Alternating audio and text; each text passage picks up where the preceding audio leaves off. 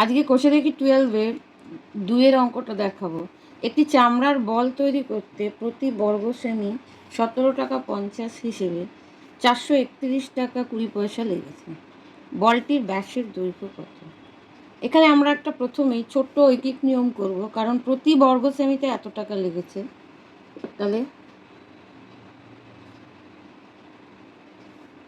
চামড়ার বল তৈরি করতে 17 টাকা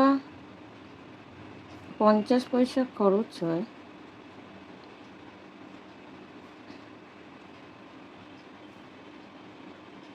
এক বর্গ সেমিতে 1 টাকা খরচ হয়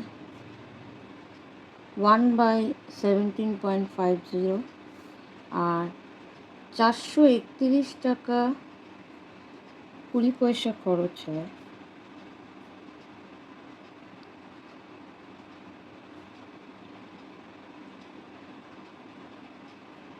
সেমিতে। দশমিকের আগে দুঘর আছে, আমি তুলে দিতে পারি, শূন্য আমি কেটে দিতে পারি।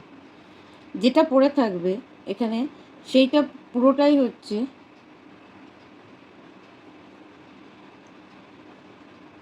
এটাকে আমরা কাটাকুটি করতে পারি, আবার এমনিও রেখে দিতে পারি। এটা হলো বর্গ সেমি। কাটাকুটি করলে 7-42, 1 7-1 7, আর 6-7-42, আর 7 × 14, আর 5-7-35। তাহলে 616/25 বর্গ সেমি। এটা এই বলটির সমগ্রতলের ক্ষেত্রফল। আমরা জানি সমগ্রতলের ক্ষেত্রফলের ফর্মুলা হলো 4πr²। সুতরাং 4πr² = 616/25। for 4 × 22 × r² = 616/25, or r² = 616। আমি যদি এটাকে দিয়ে উল্টে যাবে, তাহলে 7-22 × 1/4। 11 দিয়ে যদি এটাকে কাটি, 5-11 55, 6-11 66, আর 11-2 22, 28, আর 4 দিয়ে কাটলাম 7। r² = 49/25। সুতরাং r = √49/25 = 7/5। 7/5 =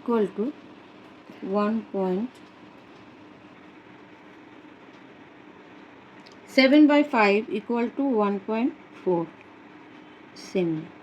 এখানে হচ্ছে বলটির ব্যাসের দৈর্ঘ্য কত। বলটির